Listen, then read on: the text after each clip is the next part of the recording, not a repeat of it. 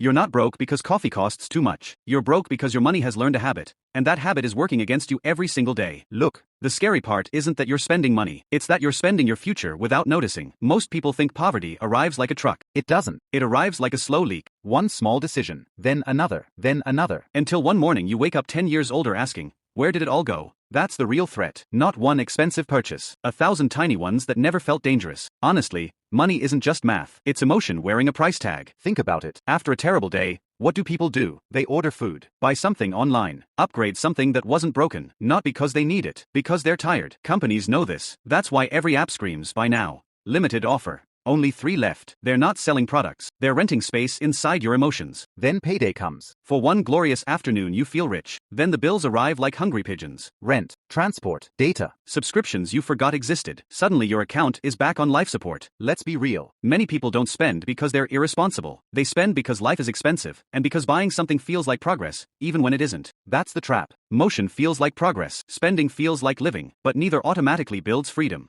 Now comes the part nobody likes, the math. Not classroom math, life math. Imagine you spend just $10 every day on things you barely remember a week later. Snacks, random online deal, extra deliveries. That's about $300 a month, roughly $3,650 a year. Now imagine investing that same amount instead. If it earned an average 8% annually, after 30 years, you'd have roughly $450,000. Read that again. You didn't lose $10. You lost almost $500,000 worth of choices. Think about what $500,000 really means. It could mean fewer years trapped in a job you hate, more time with your kids, less panic every time your phone rings because it might be another bill. That's why small habits matter. They don't steal money first, they steal options. And debt? Debt is even worse. Imagine carrying a credit card balance of $5,000 at around 20% interest, paying only the minimum. You can stay stuck for years, paying thousands in interest before you're free. You're not paying for your past purchases anymore. You're paying rent to your past decisions. That's the part nobody advertises. Interest quietly steals tomorrow while you're busy surviving today. So what do? Not perfection, direction. First, catch your money before it disappears. Every expense gets one question: will I remember this next month? Second, automate one tiny investment or savings transfer, even if it's small. Consistency beats intensity. Third,